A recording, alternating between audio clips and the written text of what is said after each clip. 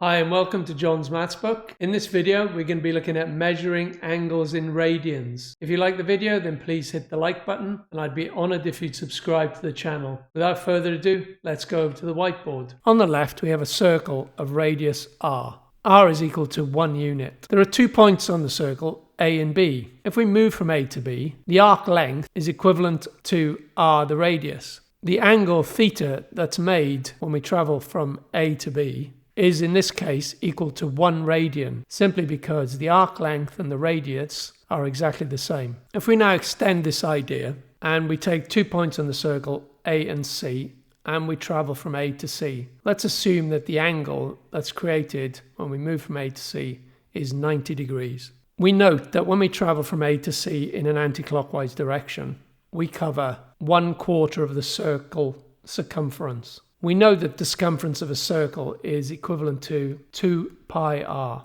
where r is the radius of the circle. So the arc length, when we move from A to C, is 1/4 multiplied by 2 pi times the radius, which is equal to pi divided by 2 when r is equal to 1. Let's extend this further and move from A to D in an anti-clockwise direction. This time, the angle created is 180 degrees. Now, moving from A to D, we cover half of the circumference of a circle. So that's equivalent to 1/2 times 2 pi times r, which is equal to pi, where r is equal to 1. So the angle created is pi radians. And now let's extend this even further and move in an anti-clockwise direction from A to E, which is 270 degrees. This time we cover 3/4 of the circumference of a circle. So it's 3/4 multiplied by 2 pi r, which is equal to 3/2 pi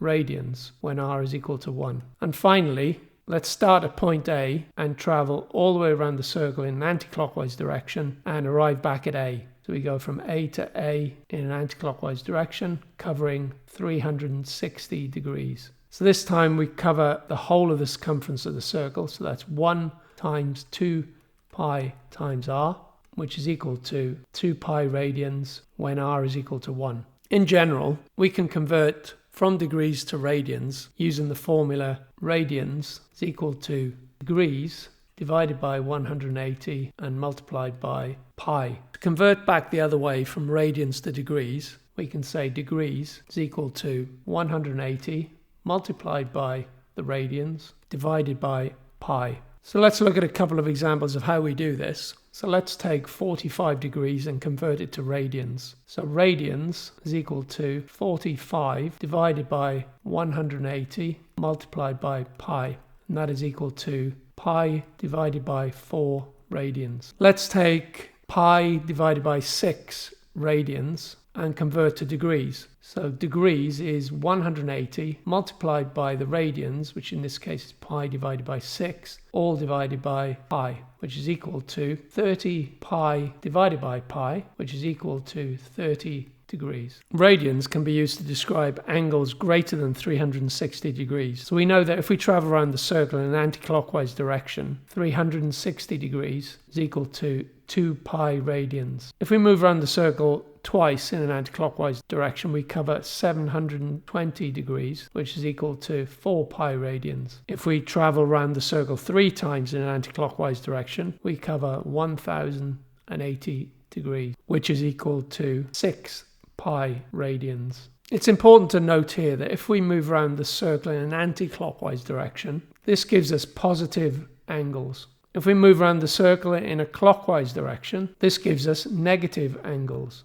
If we now move around the circle from point A to point F in an anti-clockwise direction, we go through an angle of 210 degrees. If we go from A to F in a clockwise direction, we go through an angle of minus 150 degrees. These are known as coterminal angles. In radians, 210 degrees is 7 pi over 6 radians. In radians, minus 150 degrees is minus 5 pi divided by 6 radians.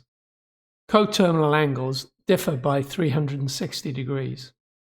The formula for finding the coterminal angle theta in degrees is theta plus or minus 360 degrees multiplied by n, and in radians, theta plus or minus 2 pi n, where n is the number of revolutions around the circle.